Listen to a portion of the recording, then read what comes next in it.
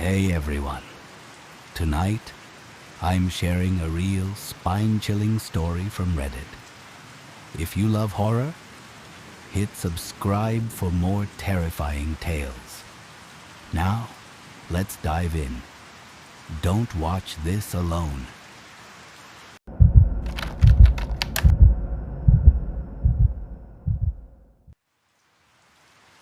The story begins in 1923 with a brief glimpse into the lives of the Blackwood family. The Blackwoods were wealthy, reclusive, and rumored to be involved in occult practices. The patriarch, Elias Blackwood, was a stern man who rarely left the estate. His wife, Margaret, was known for her haunting beauty and unsettling silence. Their two children, Thomas and Eleanor, were rarely seen in town, but when they were, they seemed off. One night, a storm raged over Blackwood Manor. Neighbors reported hearing screams and seeing strange lights flickering in the windows. The next morning, the entire family was gone.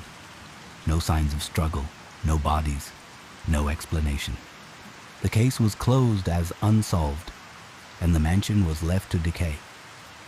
Decades later, a group of 4 urban explorers, Mia, Jake, Sarah, and Ryan, decide to investigate the infamous Blackwood Manor. They're drawn by the mystery and the thrill of uncovering the truth.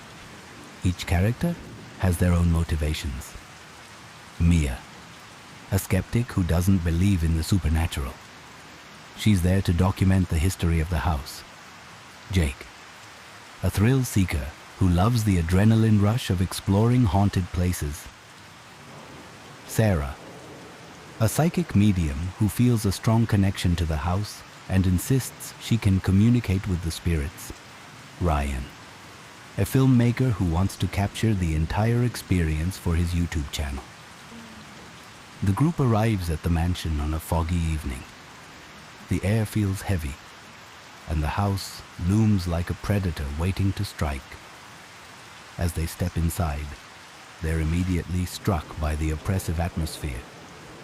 The walls are covered in peeling wallpaper, the floors creak with every step, and the air smells of damp wood and decay. As the group explores the house, they begin to hear faint whispers.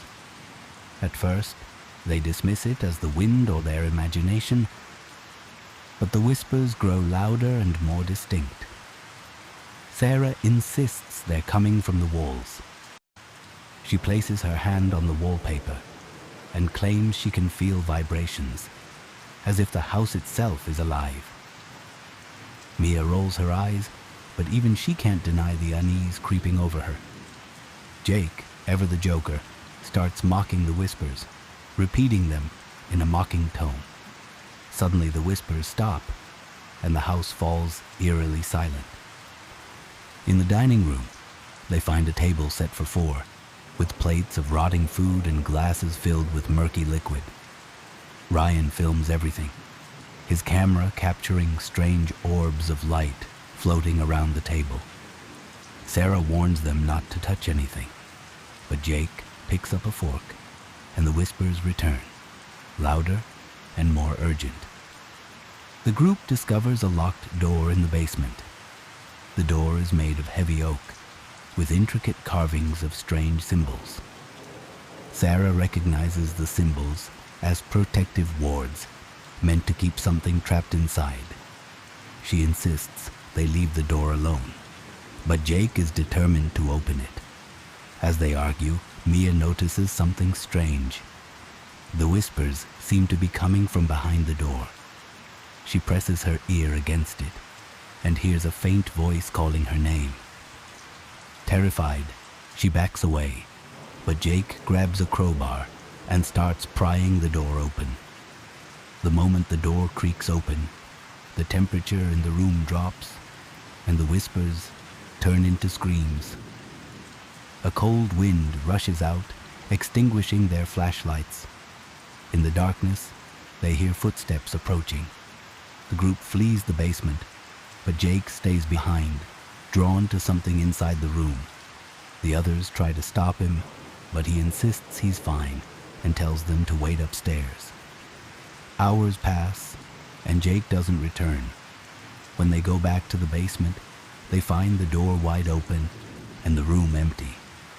The only clue is a single sentence scrawled on the wall in what looks like blood. They're still here. Panicked, the group searches the house for Jake, but he's nowhere to be found. As they prepare to leave, they hear his voice calling for help, but it's coming from the walls. Sarah conducts a seance to communicate with the spirits of the house. Through her, the group learns the horrifying truth. The Blackwood family didn't vanish. They were absorbed into the house. The mansion is alive, feeding on the souls of those who enter. The whispers are the voices of the trapped, begging for release. The spirits warn them to leave before the house claims them too.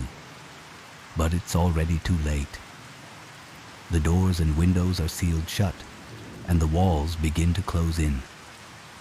The story ends with Ryan's camera being found by a local hiker. The footage shows the group's final moments, the walls closing in, the whispers growing louder, and the shadows reaching out to claim them. The last frame is a close-up of Ryan's face, his eyes wide with terror as he whispers, "They're still here." The camera is turned over to the police, but no trace of the explorers is ever found. Blackwood Manor remains standing, its walls still whispering to anyone who dares to listen.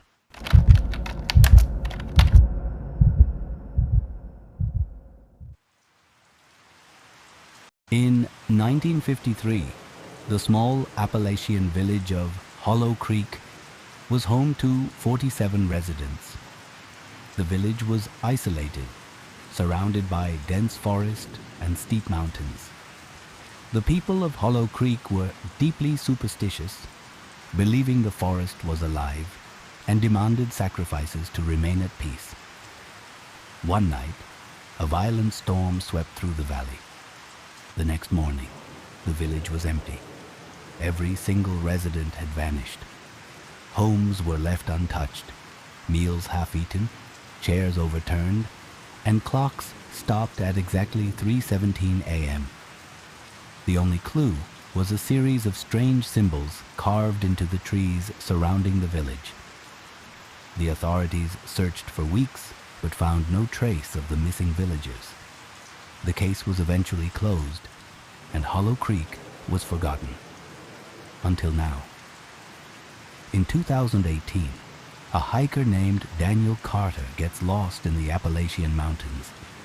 Daniel is an experienced outdoorsman, but the forest seems different. The trees are unnaturally tall, their branches twisted into grotesque shapes. The air is thick and heavy, and the usual sounds of wildlife are absent. After hours of wandering, Daniel stumbles upon a clearing. In the center stands a cluster of dilapidated buildings, Hollow Creek. The village looks frozen in time, as if the residents had just stepped out moments ago. Daniel is both fascinated and unnerved. He decides to explore, hoping to find clues about what happened. Daniel enters one of the houses and finds it eerily preserved. The table is set for dinner, with plates of moldy food and glasses filled with murky water. In the living room, he finds a journal belonging to a young girl named Emily. The entries are filled with fear and desperation. "They're coming tonight. I can hear them in the trees. They say we have to go with them, but I don't want to. Please, if anyone finds this, don't stay after dark. They'll take you too." As Daniel reads the journal, he hears faint laughter outside. He looks out the window and sees shadows moving between the trees. Daniel explores the rest of the village, finding more strange symbols carved into the walls of the buildings and the surrounding trees. He takes photos, hoping to decipher them later. In the village church, he finds an altar covered in dried blood and surrounded by candles. The air smells of sulfur. and the walls are covered in more symbols. Daniel feels a growing sense of dread, but can't bring himself to leave. As the sun begins to set, the laughter grows louder. Daniel decides to spend the night in one of the houses, hoping to uncover more clues in the morning. As night falls, the village comes alive. Daniel hears footsteps outside, followed by whispers and laughter. He peers out the window and sees shadowy figures moving through the streets. They look human but move unnaturally, their limbs twisting and jerking as they walk. Daniel barricades himself in the house, but the figures begin knocking on the doors and windows. The whispers grow louder, calling his name. He tries to ignore them, but the sound is unbearable. At exactly 3:17 a.m., the knocking stops. The house falls silent, and Daniel feels a sudden, overwhelming urge to leave. He grabs his gear and runs into the forest, the laughter echoing behind him. Daniel makes it back to civilization and reports his discovery to the authorities. A search party is organized, but when they return to the coordinates Daniel provided, there's no trace of the village, only dense forest. Daniel's photos and the journal are dismissed as hoaxes, but he knows what he saw.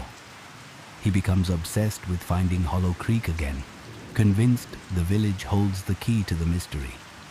Years later, Daniel disappears while hiking in the same area. His journal is found in an abandoned cabin, filled with frantic notes about the village and the symbols. The final entry reads, "I found it again. They're waiting for me. If you're reading this, don't come looking. They'll take you too." To this day, no one knows what happened to Daniel or the villagers of Hollow Creek. Some say the village still exists, hidden deep in the forest, waiting for its next victim.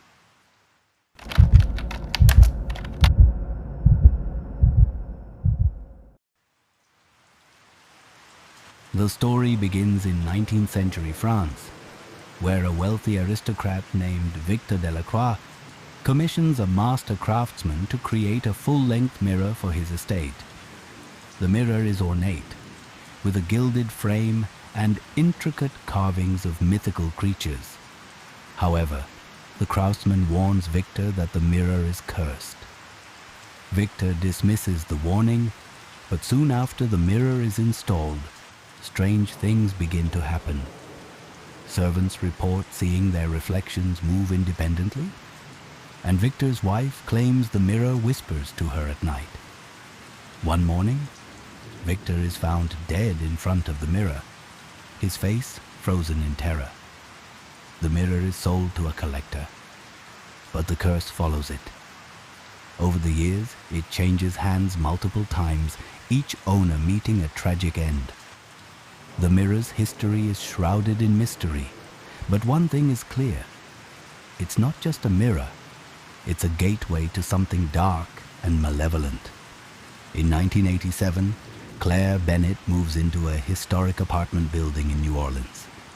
Claire is a young artist, drawn to the city's vibrant culture and rich history. Her apartment is spacious and filled with character, but the previous tenant left behind a large ornate mirror.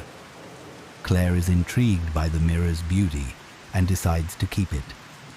She places it in her studio, where it becomes the centerpiece of her creative space. At first, everything seems normal, but soon Claire begins noticing strange things. Her reflection doesn't always match her movements. Sometimes it smiles when she doesn't. Other times, it seems to be watching her.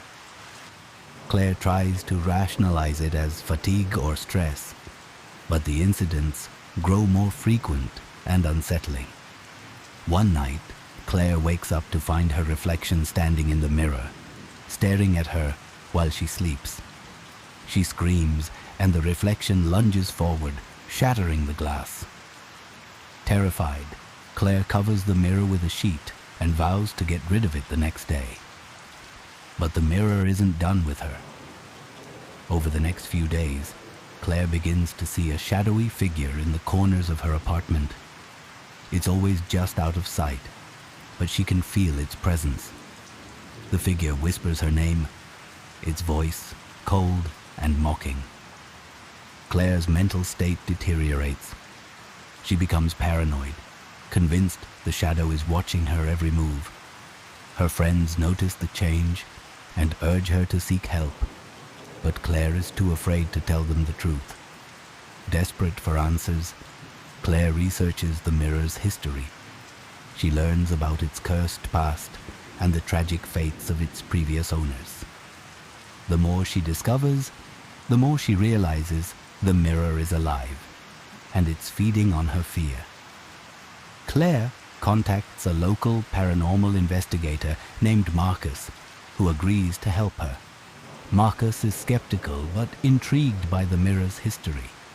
He sets up cameras in Claire's apartment, hoping to capture evidence of the shadow. That night, the shadow appears on camera. It moves independently, its form shifting and twisting as it stalks Claire. Marcus is horrified, but determined to break the curse. He suggests performing a ritual to banish the shadow, but Claire is too terrified to go through with it. The shadow grows bolder, appearing in broad daylight and whispering threats. Claire becomes a prisoner in her own home, too afraid to leave the mirror unattended. One night, the shadow corners her in the studio, its form solidifying into a twisted version of her reflection. Claire screams as the shadow reaches for her, its cold fingers brushing her skin. In a moment of desperation, she smashes the mirror with a hammer. The shadow lets out a piercing shriek and vanishes, but Claire is left with a deep cut on her hand. Claire moves out of the apartment, leaving the shattered mirror behind. She tries to move on with her life, but the shadow lingers in her mind. She sees it in every reflection, its cold eyes watching her. Years later, the mirror resurfaces in an antique shop. The shop owner claims it has a dark history, but refuses to elaborate. One customer, drawn to its beauty, buys it and takes it home. That night, she sends a frantic text to a friend. "There's someone in the mirror. They're trying to get out." When the friend arrives, the apartment is empty and the mirror is gone. To this day, no one knows where the mirror is or who or what might be trapped inside. Thank you so much for staying with me till the end. If you enjoyed this story and it sent shivers down your spine, please give this video a like. Your support means the world to me, and it helps me bring more stories like this to you. Don't forget to hit the subscribe button and turn on the notification bell so you don't miss out on the next chilling tale. Your subscription inspires me to create better and scarier content just for you. Until next time, stay safe, stay curious, and don't forget to watch your back. See you soon.